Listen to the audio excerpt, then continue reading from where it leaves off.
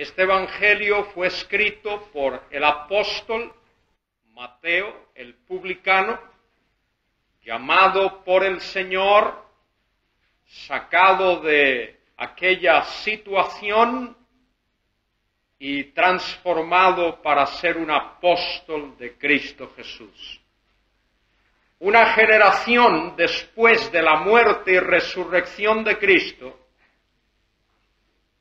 muchos creyentes judíos, muchos israelitas y otros israelitas no creyentes se preguntaban cuándo será establecido el reino prometido en el Antiguo Testamento. Otros se preguntaban por qué no se ha establecido ese reino. Y el apóstol Mateo, bajo la dirección del Espíritu Santo de Dios, escribe este evangelio para demostrar, primeramente, que Jesús es el Mesías. Y la segunda razón, el segundo propósito, explicar por qué el reino no se había establecido. De modo que el primer aspecto o el primer propósito de este evangelio tiene que ver con la persona del Mesías, con la persona de Cristo. Y el segundo aspecto, el segundo propósito de este libro, se relaciona con el reino de Dios. En el capítulo 1 que veíamos anoche, el apóstol comienza presentando la persona del Mesías. Esta es su genealogía, este es su génesis, este es su origen humano, hijo de David, hijo de Abraham. Inmediatamente el apóstol Mateo relaciona a Cristo con el pacto davídico. Segunda de Samuel, capítulo 7, particularmente el versículo 16, Dios había prometido a David una casa, una descendencia, una simiente que duraría para siempre, eterna, un trono, es decir, una autoridad para reinar que sería también para siempre, eterno, y un reino, es decir, un dominio, una esfera en la cual ese trono, esa autoridad, tendría su efecto que también sería para siempre. Debido a que esa promesa de ese pacto davídico es más compacto, es más concreto, es más resumido, es más específico, es más personal, se menciona primero Jesús, hijo de David, el rey que vendría, el Mesías, el que vendría a reinar, tenía que ser de la simiente, de la estirpe, de la descendencia de David. Pero no tan solamente era hijo de David, también es hijo de Abraham. Y aquí relaciona el apóstol la persona del Mesías con el pacto abrahámico. Ese pacto se encuentra expresado en el Antiguo Testamento en los capítulos 12, 13 y 15 del libro de Génesis. Y esto presenta un aspecto más amplio, porque Dios hizo a Abraham una promesa personal. Dios prometió bendecir a Abraham, hacerlo grande. Una promesa nacional. Dios prometió a Abraham que de él saldría una nación específica a quien él bendeciría. Y una promesa universal. Dios prometió a Abraham que de su simiente y por medio de su simiente todas las familias de la tierra serían benditas. De modo que el apóstol Mateo se propone aquí demostrar primeramente la persona, el origen, el génesis, quién es ese Mesías. Ese Mesías es hijo de Dios, según el capítulo 2 de los Salmos. Ese Mesías también es pastor. Ese Mesías es siervo. Como hijo es el heredero de todas las cosas. Como rey tiene la autoridad de reinar, el dominio, el reino le pertenece.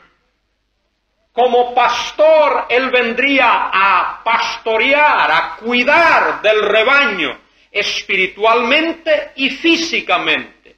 Y como siervo vendría a someterse total, absoluta, incuestionablemente a la voluntad de Jehová, Dios su Padre. En el resto del capítulo se nos habla de su origen divino, su nacimiento virginal. Y notemos aquí algo muy interesante. En el Evangelio según San Lucas, el mensaje del ángel es dado a María. Pero en el Evangelio según San Mateo, el mensaje, la comunicación, la revelación angelical es dado a José, ya que la línea, el derecho, la autoridad venía a través de José. No tenemos tiempo para explicar algunos detalles que entran a colación aquí, particularmente con un pasaje que se encuentra en el libro de Jeremías, conocido con el título de la maldición de Conías. Solamente voy a decir lo siguiente. En cuanto al aspecto físico, en cuanto al aspecto humano, María era descendiente de David, procedía de la raíz de David, y físicamente, humanamente, el Señor nació de la Virgen María, por lo tanto, esto entronca, esto relaciona la persona del Mesías con el rey David. Pero poco antes de la cautividad de Babilonia, Dios había pronunciado una maldición sobre un rey llamado Jeconías o Conías. Y Dios había dicho que de la descendencia de Conías no se sentaría ninguno en el trono. Ese Conías era descendiente directo de Salomón, de modo que existía el problema. El rey, el Mesías, tenía que proceder de Salomón, pero en medio de esa situación Dios había anulado la ascendencia de Conías o Jeconías, de donde tenía que venir el Mesías. José, el esposo de María, era descendiente de ese Jeconías, que era descendiente de Salomón, que era descendiente de David, y por ahí tenía que venir la línea mesiánica, la línea real. Pero Dios no envía al Mesías por medio de José, por supuesto, lo envía por medio de María y luego hace lo siguiente. Para que ese que había nacido pudiese tener el derecho legal al trono, José adopta al Mesías, de modo que resuelve el problema físico de la descendencia carnal, sanguínea, ya que viene físicamente a través de María, y resuelve el problema legal, es decir, el derecho al trono, cuando José adopta al Señor. De modo que en el resto del capítulo 1 se nos habla de ese origen. Su nacimiento es virginal, por obra, por intervención del Espíritu Santo. Y esto contesta la pregunta en cuanto a su origen. En el capítulo 2 de este Evangelio tenemos la reacción del mundo en relación con el nacimiento del Mesías.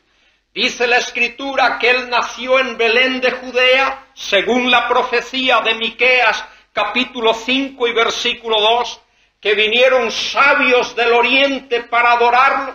Esos sabios del oriente representaban a los gentiles. Esos sabios del oriente trajeron oro, incienso y mirra para adorarle, para rendirle pleitesía, pero su propia nación, el pueblo de Israel, rechazó, aún en su nacimiento, a ese Mesías, conociendo aún las Escrituras. Mientras que los gentiles vinieron a adorarlo, su propio pueblo no lo reconoció. Por eso es que dice el apóstol Juan en el capítulo 1 de su Evangelio, versículo 11, a los suyos vino y los suyos no le recibieron, mas a todos los que le recibieron les dio potestad de ser hechos hijos de Dios, a los que creen en su nombre. En el resto del capítulo 2 tenemos la intervención del rey Herodes, y yo creo que aquí podemos ver una intervención satánica. Por medio de aquel rey Herodes, Satanás pretende eliminar a cualquier persona que pudiese ser el Mesías, pretende eliminar al mismo Mesías, pero Dios salva, Dios rescata a su hijo y lo envía a Egipto hasta que llega el tiempo preciso y luego lo regresa a Nazaret. Y qué bien vemos aquí un paralelismo con la propia nación de Israel. En un gran sentido bíblico de la palabra de Dios hay un paralelismo muy estrecho entre la nación de Israel y la persona de Cristo Jesús. Dios llevó a la nación de Israel a Egipto para librarla de la muerte a causa de aquella gran hambre. Y de Egipto Dios llevó a aquella nación al desierto para probar aquella nación, para someterla a una disciplina. Y luego la lleva al monte Sinaí, donde le da la ley, y luego entonces la lleva a la tierra de la promesa. Por supuesto, el Señor no actuó, no obró como actuó la nación de Israel, pero vemos aquí este paralelismo. El Señor Jesucristo, después de su nacimiento, va a Egipto, y después regresa a Nazaret. Es luego llevado al desierto, y luego tiene su ministerio en la tierra, pero distinto a cómo se comportó la nación de Israel, ya que el Señor mostró obediencia absoluta a Dios el Padre a lo largo de su vida. Capítulo 2. Y luego entonces tenemos el capítulo 3 y el capítulo 4 que deseamos brevemente ver antes de entrar a considerar el aspecto del Sermón del Monte. Debo anticipar lo siguiente. Capítulos 1 al 4 de este Evangelio vemos esta verdad. El Mesías reúne todos los requisitos para ser quien fue, para ministrar, para sentarse en el trono. Reúne los requisitos legales. Es hijo de David, es hijo de Abraham. Reúne los requisitos bíblicos, en él se cumplen todas las profecías.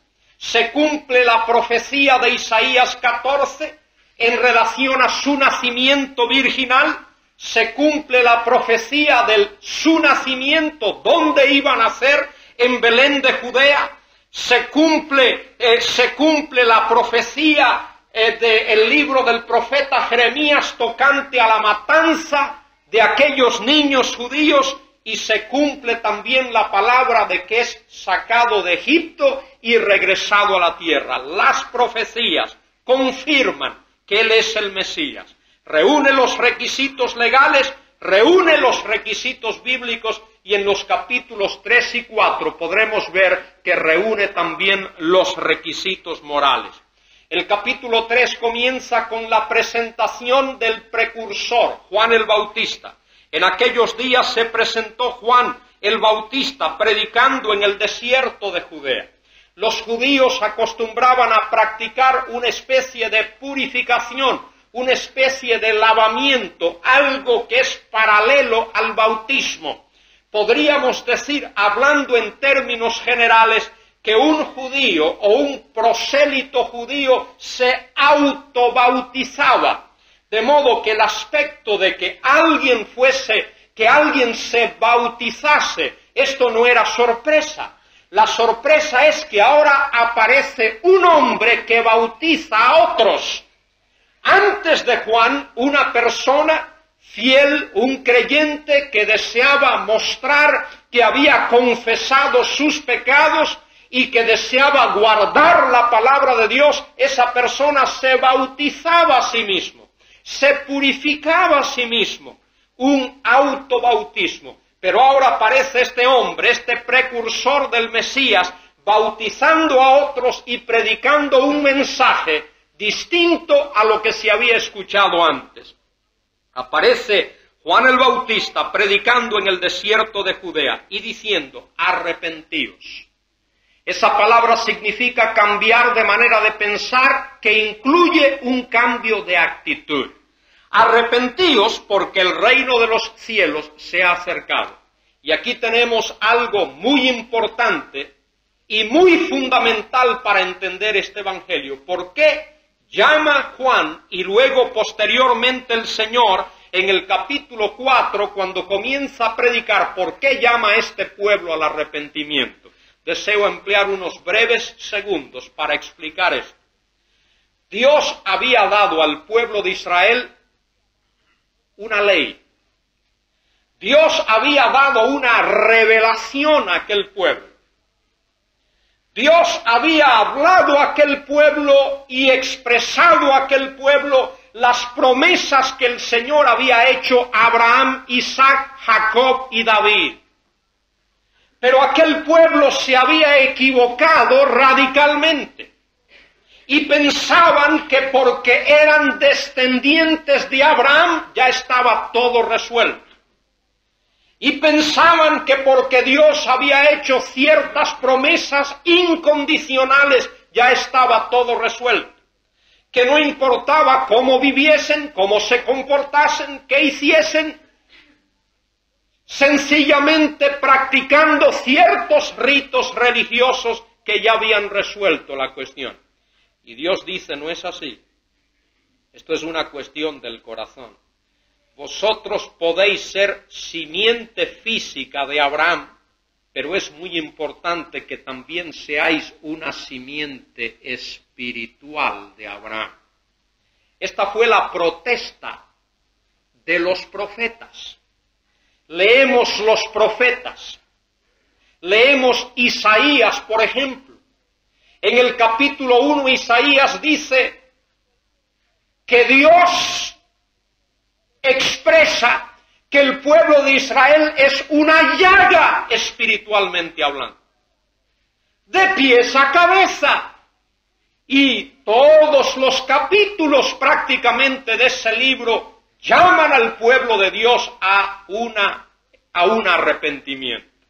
Venimos al libro de Jeremías y vemos lo mismo, el libro de Ezequiel vemos lo mismo, los profetas menores vemos lo mismo, Oseas, Joel, Amós, Nahum, Habacuc, Sofonías, todos esos libros, estos profetas están llamando al pueblo de Dios a un arrepentimiento por una razón muy fundamental. Dios dice, si no hay arrepentimiento, no habrá bendiciones.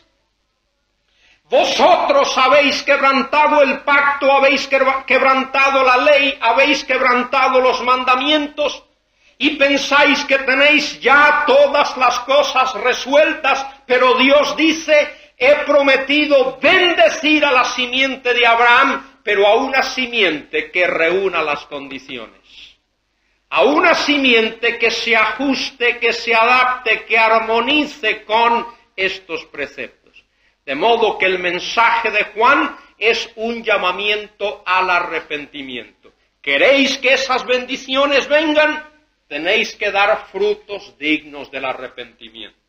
La segunda cosa que proclama el bautizador Juan es que el reino de los cielos se ha acercado. Esa expresión, el reino de los cielos, no es una expresión nueva.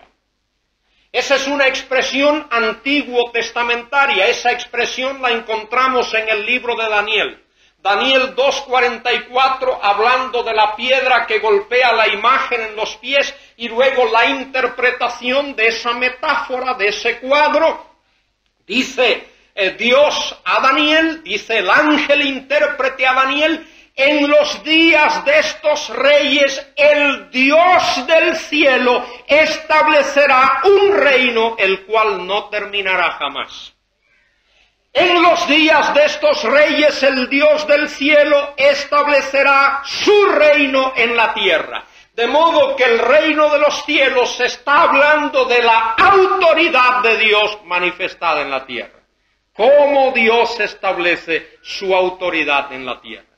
Y esa expresión El reino de los cielos aparece en el capítulo 2 de Daniel, aparece en el capítulo 4, aparece en el capítulo 7 y luego en el capítulo 10 del mismo libro.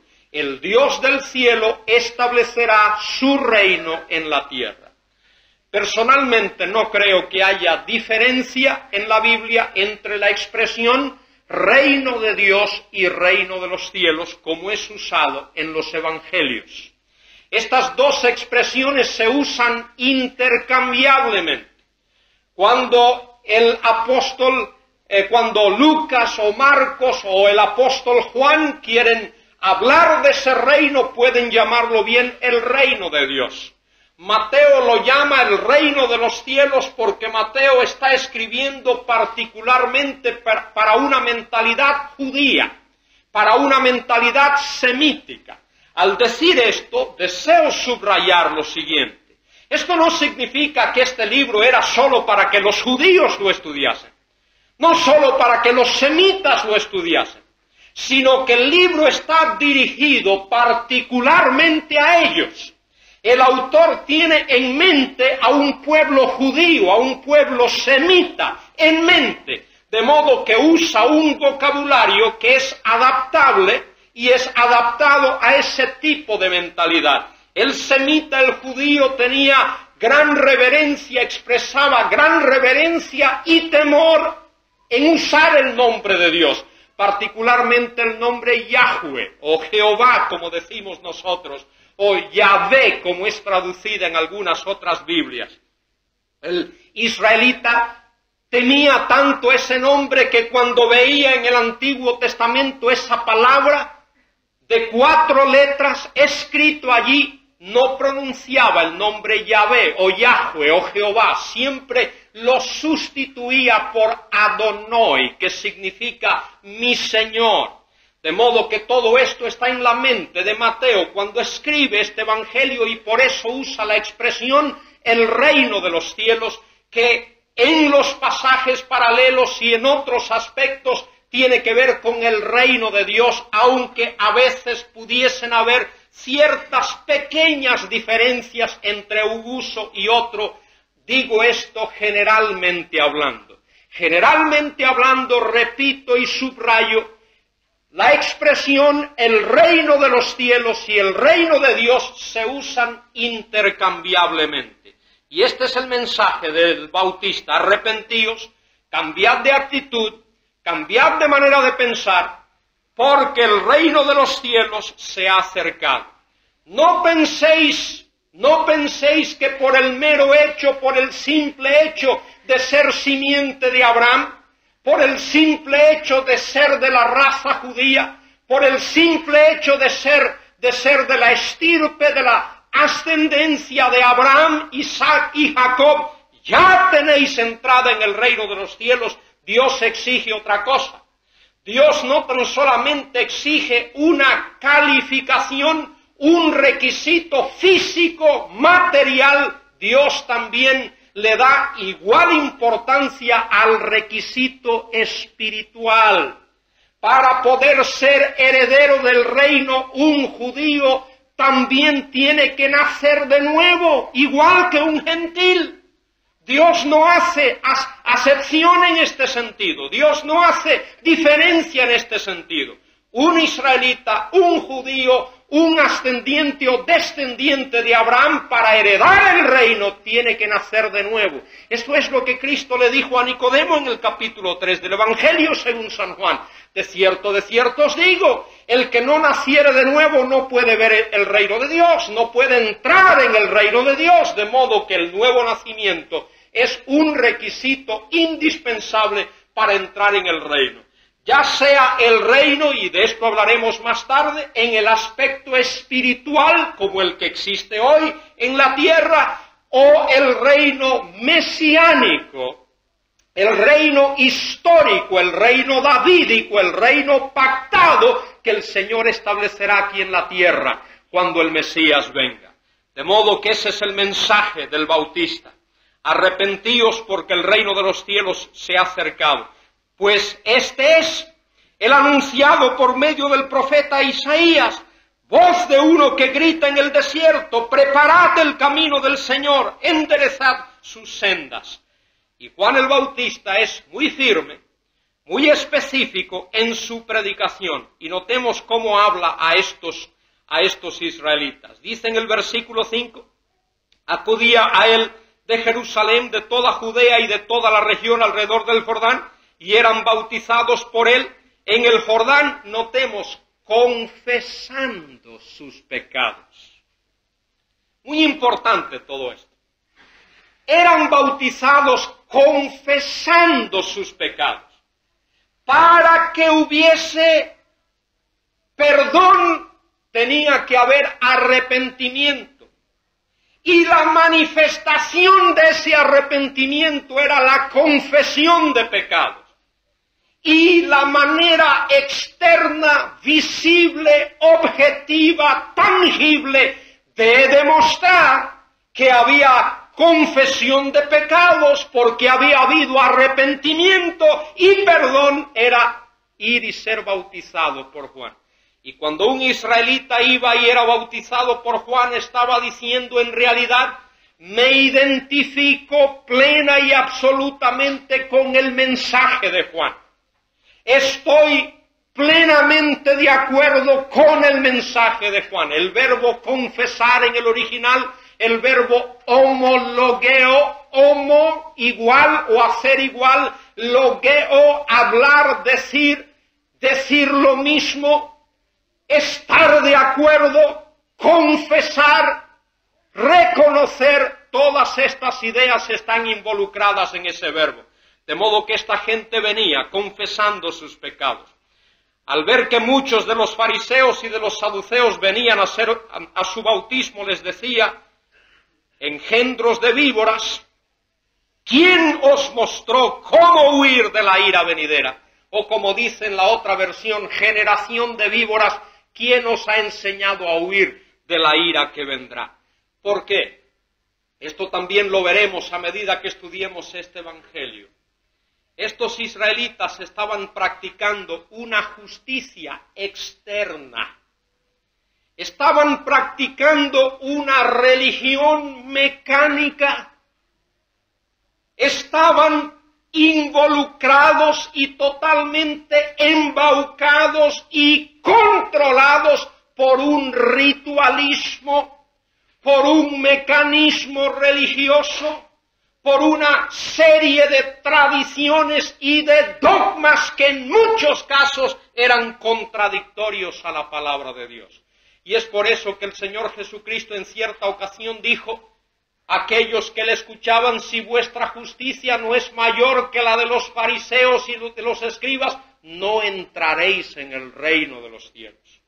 El reino que el Señor Jesucristo vino a proclamar, el reino que proclamó, el reino que predicó y el reino que Él implantará en esta tierra cuando regrese por segunda vez, será un reino de justicia y será un reino de santidad y será un reino de paz y será un reino de gloria y será un reino que demostrará la soberanía absoluta de Dios de un extremo al otro del universo.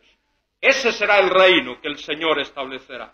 Bueno, y luego al final de este capítulo dice la Escritura que el Señor vino a ser bautizado. Versículo 3, entonces Jesús vino de Galilea al Jordán, presentándose a Juan para ser bautizado por él.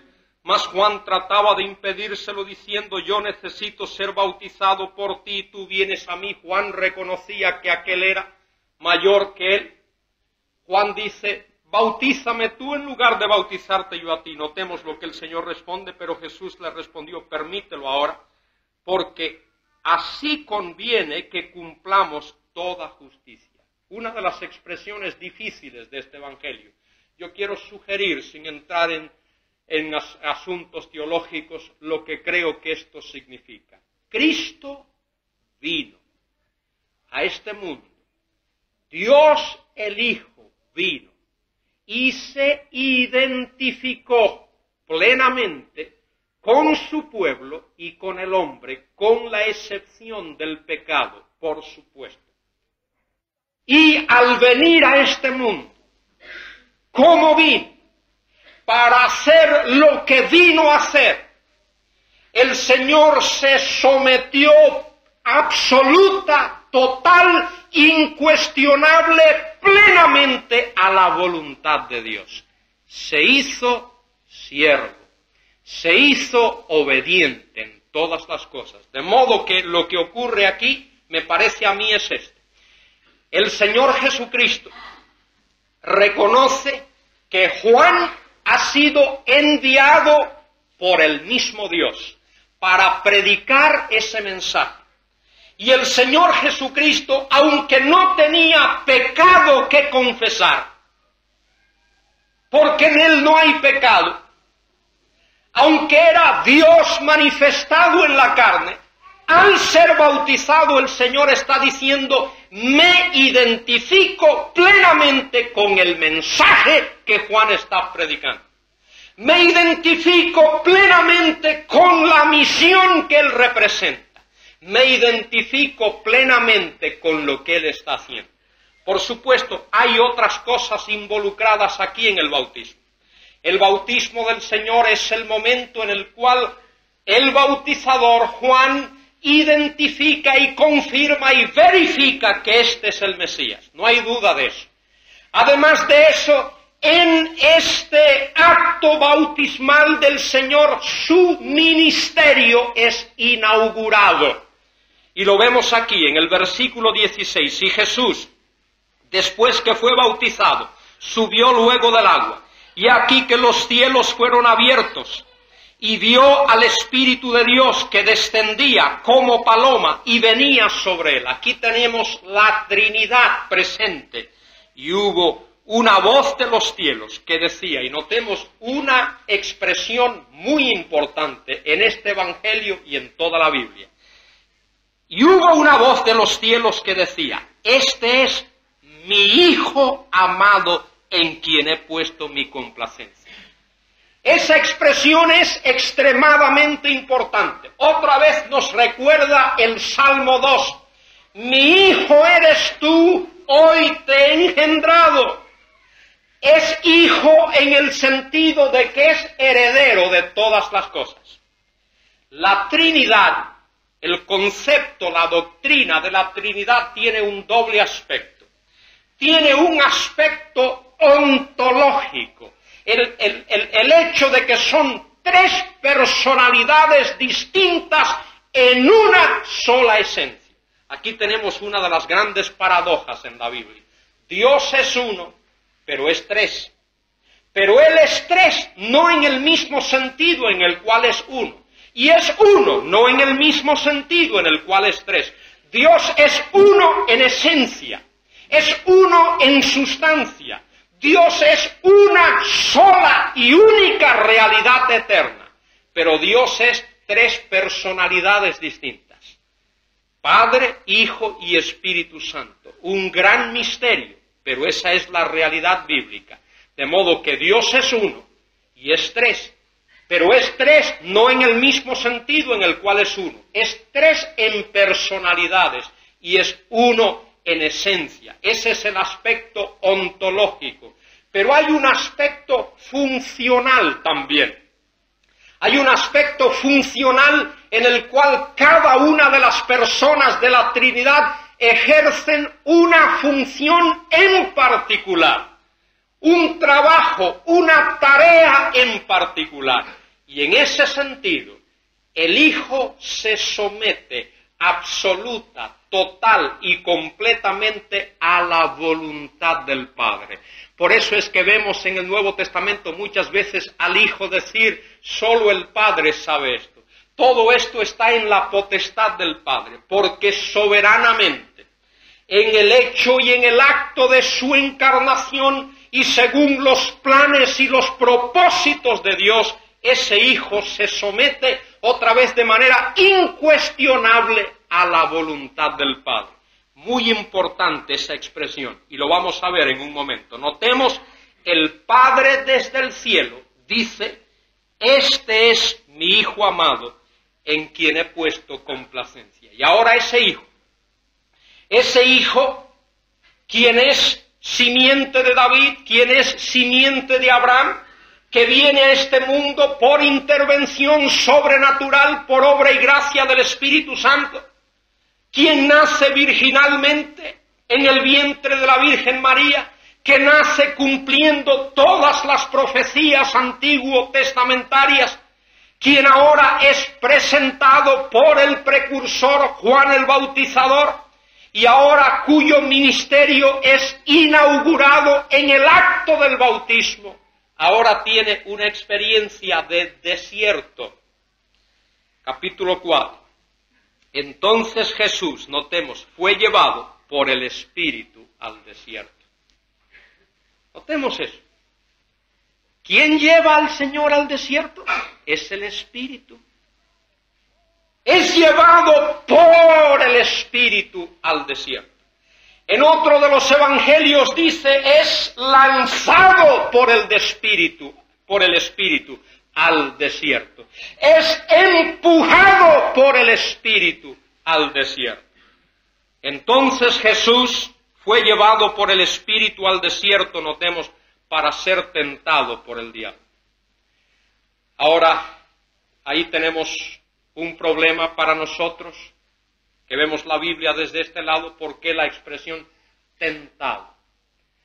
Para ser probado. Tal vez sería una mejor expresión, ya que el verbo ahí puede significar una cosa u otra. Quiero ilustrar esto. Un grupo de ingenieros, por ejemplo, se les da la tarea de construir un gran puente. Y por meses esos ingenieros trabajan en sus oficinas y diseñan ese puente. Luego viene toda esa maquinaria, todo ese equipo mecanizado y comienzan a hacer el trabajo, la labor de construir ese puente. Y cavan, hacen todo el trabajo y todo el acero y todas las cosas, y después de meses y algunas veces años se completa, se termina el puente. Y entonces el jefe de esos ingenieros llama a todos sus colegas y les dice, colegas, vamos a probar este puente. ¿Qué creéis que van a hacer esos ingenieros? ¿Probar que ese puente se va a caer o probar que no se va a caer? Por supuesto, van a probarlo para demostrar que se va a caer o que no se va a caer.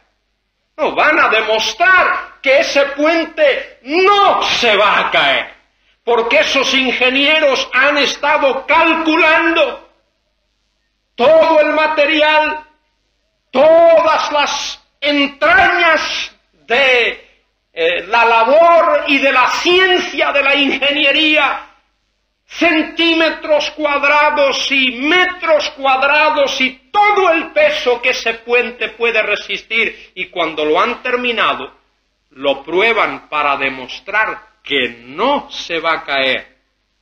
Y eso es lo que ocurre aquí.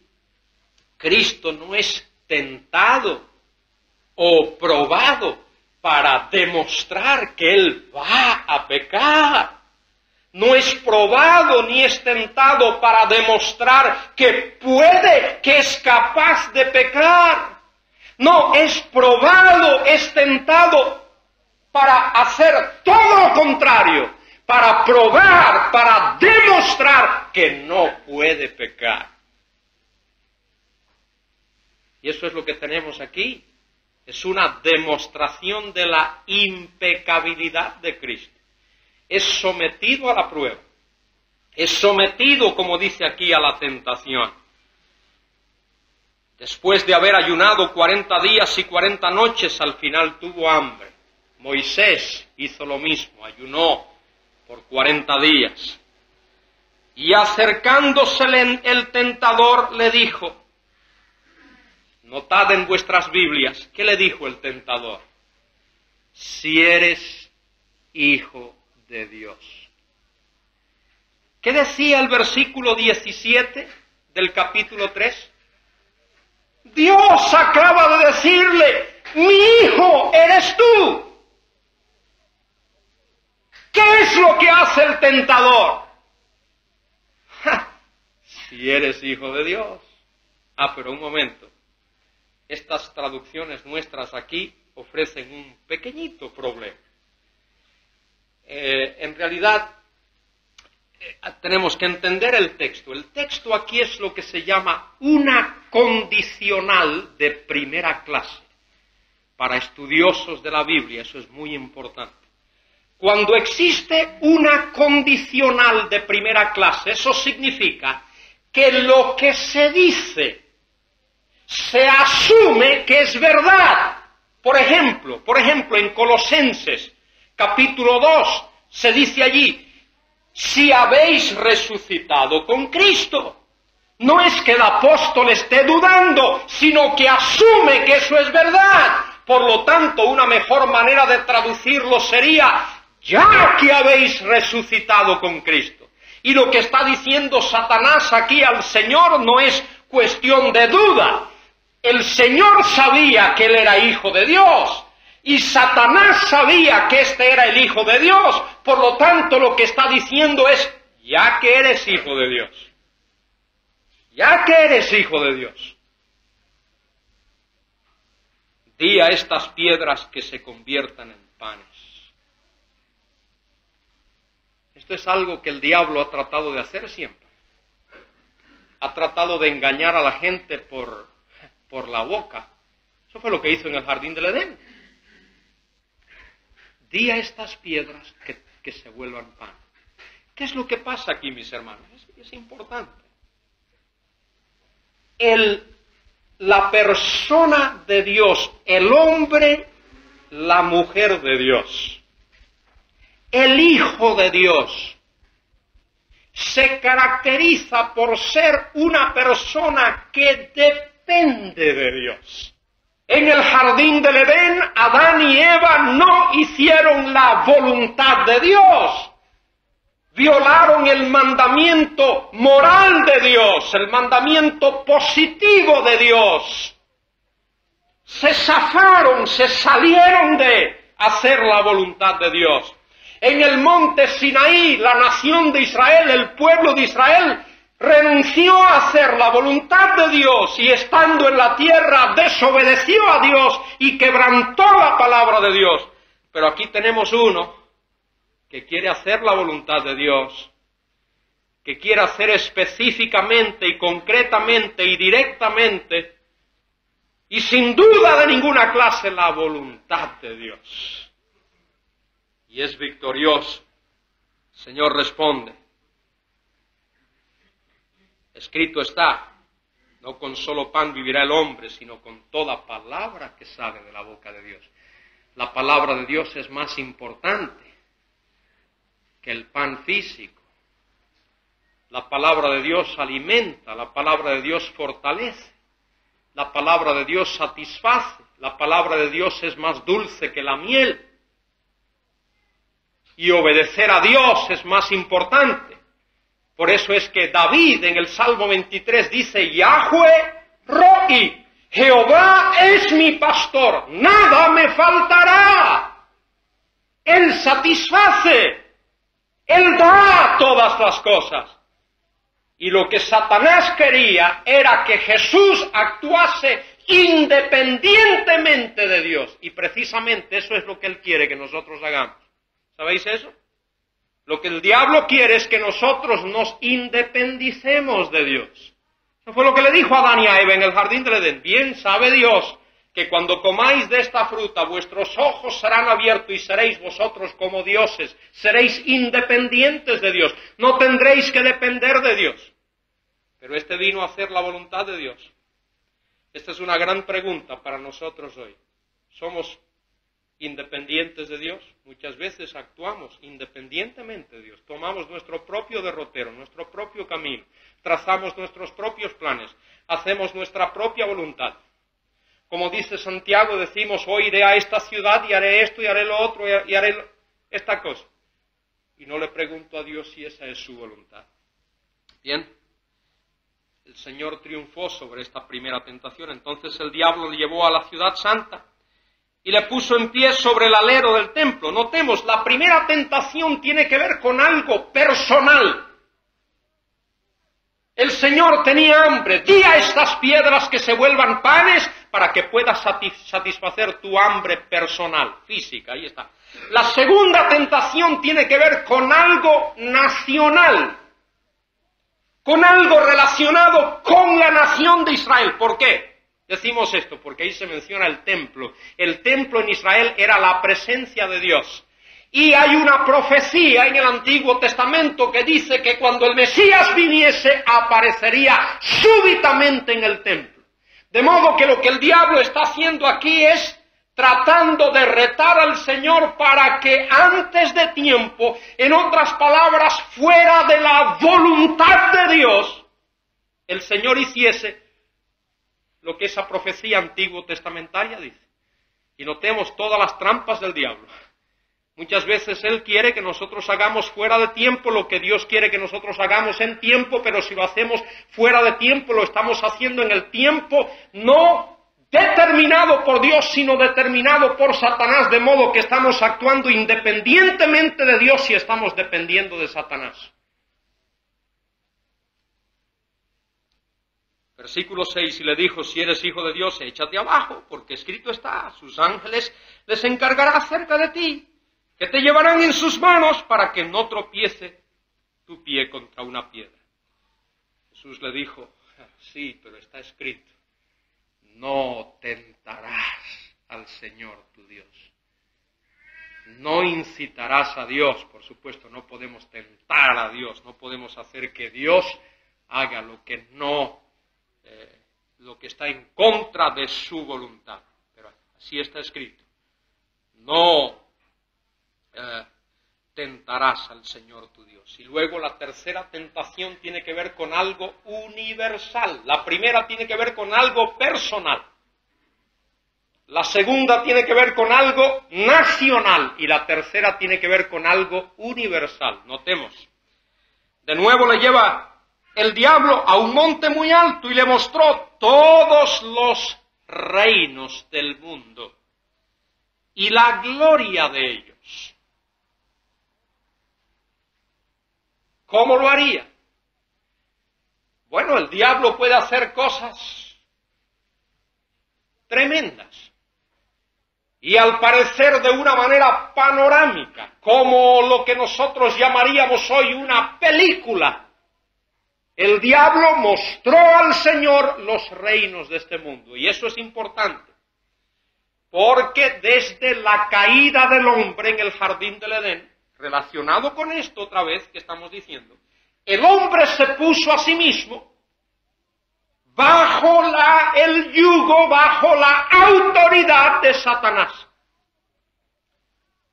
De modo que en ese sentido los reinos de este mundo son los reinos de Satanás. Ahora, dice la Escritura en 2 de Corintios 4:3, Satanás es el Dios de este mundo. Y es interesante, es por eso que en el capítulo 11 del libro del Apocalipsis y luego en el capítulo 15 también se canta un cántico de victoria y se dice, gloria, aleluya, alabanza a Dios, los reinos de este mundo ahora pertenecen a nuestro Señor y a su Cristo.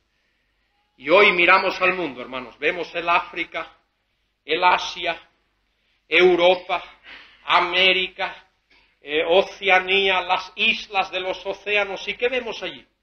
Vemos la autoridad de Dios mostrada. ¿Qué vemos? Vemos al hombre campeando por su respeto. Vemos al hombre desafiando a Dios, negando a Dios.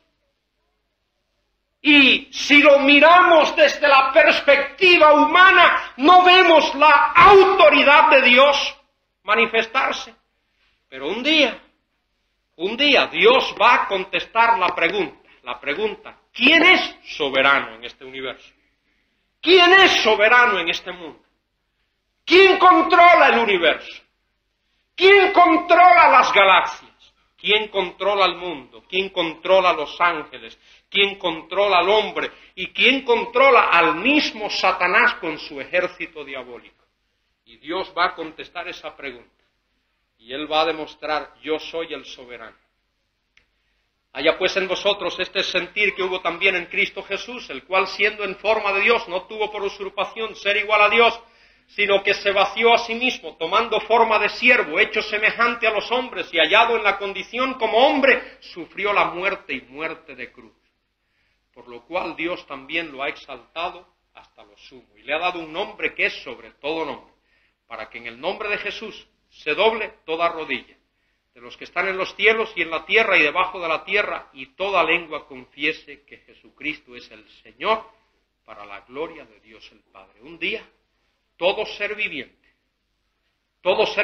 en el cielo, en la tierra y en el infierno, tendrá que confesar que Jesucristo es el Señor. Hay mucho material ahí, no podemos tocarlo todo, pero ahí hay bastante. Después de esto, cuando Jesús oyó que Juan estaba preso, volvió a Galilea, dejando a Nazaret, vino y habitó en Capernaum, al lado de la mar, para que se cumpliese otra profecía del Antiguo Testamento. Una profecía en el libro de Isaías, tierra de Zabulón y tierra de Neftalí, camino del mar, al otro lado del Jordán, Galilea de los gentiles, el pueblo asentado en tinieblas vio una gran luz, y los asentados en región de sombras de muerte le ha resplandecido la luz, y el Señor Jesucristo comienza a predicar, y notemos que el mensaje de Cristo no se diferencia en nada al mensaje de Juan. Arrepentíos porque el reino de los cielos se ha acercado. Juan no dio ninguna explicación del mensaje que él estaba predicando. Él asumía que sus oyentes comprendían lo que él quería decir, que al hablar de arrepentimiento y al hablar del reino, él estaba predicando el reino profetizado en el Antiguo Testamento. Y el Señor Jesucristo, cuando comienza a predicar, asume que aquel pueblo que había oído a Juan el Bautista y que debía de conocer las Escrituras del Antiguo Testamento, también debía de comprender de qué reino él estaba hablando, el reino profetizado en el Antiguo Testamento. Y notamos aquí algo muy interesante. El Señor Jesús llama a sus primeros discípulos, Pedro y Andrés, que eran pescadores, echaban la red en el mar. Les dijo, venid en pos de mí, os haré pescadores de hombres. Ellos, dejando sus redes, le siguieron. Luego llamó a Jacobo, hijo de Zebedeo, y a Juan su hermano.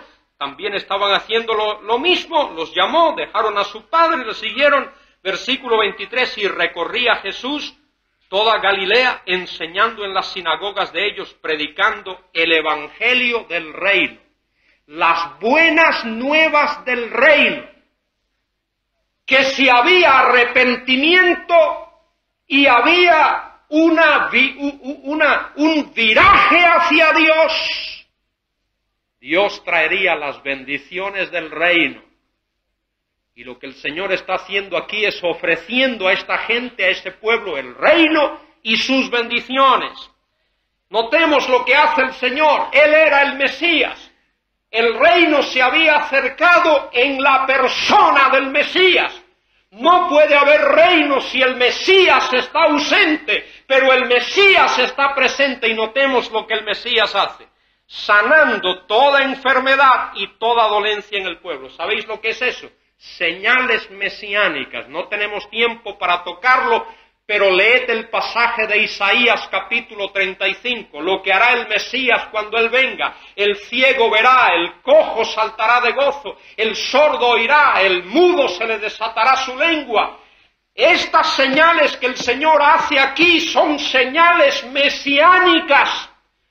Cristo, por las cosas que dijo y por las que hizo, demostró que Él era el Mesías prometido en el Antiguo Testamento. Y no tan solamente eso, notemos, versículo 24, y se difundió su fama por toda la Siria. Y eso tiene que ver con gentiles, la Siria. Oíd bien, algunos erróneamente creen que nosotros creemos que el reino que el Señor Jesucristo establecerá aquí en la tierra será para judíos y para judíos inconversos. Eso es un error. El reino no será para judíos solamente, ni será mucho menos para judíos inconversos. Primeramente, las naciones gentiles. Otras naciones aparte de Israel serán benditas, serán bendecidas por el Señor de una manera maravillosa. Esto lo dice la Escritura y podemos en un segundo de tiempo buscar en el libro del profeta Zacarías. Si me acompañáis allí al libro del profeta Zacarías, rápidamente, capítulo 2 de Zacarías, versículos 10 al 12. Canta y alégrate, hija de Sión. Versículo 10 y 12 del capítulo 2 de Zacarías. Canta y alégrate, hija de Sión, porque aquí que vengo y moraré en medio de ti, dice Jehová, y se reunirán muchas naciones a Jehová en aquel día, y me serán por pueblo. No hay que leer más. Cuando el Mesías venga y establezca su reino y bendiga abundantemente a la nación de Israel, todas las naciones de esta tierra serán benditas. El Señor bendecirá a las naciones. Y oídme bien, todos aquellos que disfrutan de ese reino serán gente, ¿qué cosa? Regenerada. Porque el reino y su entrada al reino tiene un requisito espiritual muy importante. La persona para entrar en ese reino tiene que nacer de nuevo. Nadie que no nazca de nuevo entra a ese reino. Esto debe de quedar bien claro en nuestras mentes. También en el capítulo 8 del libro de Zacarías, Zacarías capítulo 8, versículo 18. Vino a mí palabra de Jehová, de los ejércitos, diciendo, así dice Jehová de los ejércitos, el ayuno del cuarto mes, el ayuno del quinto, el ayuno del séptimo, el ayuno del décimo, se convertirá para la casa de Judá en gozo y alegría, en festivas solemnidades. Amad pues la verdad y la paz. Notad, esas son características del reino. Así dice Jehová de los ejércitos, aún vendrán, notemos, pueblos y habitantes de muchas ciudades, y vendrán los habitantes de una ciudad a otra y dirán, vamos a implorar el favor de Jehová y a buscar a Jehová de los ejércitos. Yo también iré, y vendrán muchos pueblos y fuertes naciones a buscar a Jehová de los ejércitos en Jerusalén y a implorar el favor de Jehová. De modo que ese reino que será establecido, aunque está estrechamente relacionado con la nación de Israel, porque se debe al cumplimiento del pacto abrahámico, el pacto davídico, el nuevo pacto, y de paso el nuevo pacto tiene que ver con regeneración. Y antes de que el pueblo de Dios entre a ese reino, experimentarán las bendiciones de ese nuevo pacto de Jeremías capítulo 31. Y es por eso que seguidamente, señores, y mañana hablaremos de esto, seguidamente el Señor comienza a hablar de lo que se llama el Sermón del Monte. Y ese Sermón del Monte son las cualificaciones, los requisitos espirituales de aquellos que entran al reino de nuestro Señor. Verdades que tienen gran aplicación para nosotros hoy, porque la Iglesia, aunque no es el reino mesiánico, aunque no es el reino davídico, aunque no es el reino profetizado en el Antiguo Testamento, aunque no es el reino que Dios pactó con David, la Iglesia es un aspecto del reino de Dios, porque representa la autoridad de Dios en la tierra, como dice Colosenses 1:13. Hemos sido trasladados de las tinieblas al reino de su amado Hijo, de modo que la Iglesia es un aspecto del reino, de la autoridad de Dios. No es el reino davídico, no es el reino mesiánico, no es el reino histórico, no es el reino que el Señor establecerá cuando venga a la tierra, pero es un aspecto del reino de Dios, de la autoridad de Dios. De modo que estos preceptos aquí tienen mucho que ver con nosotros hoy.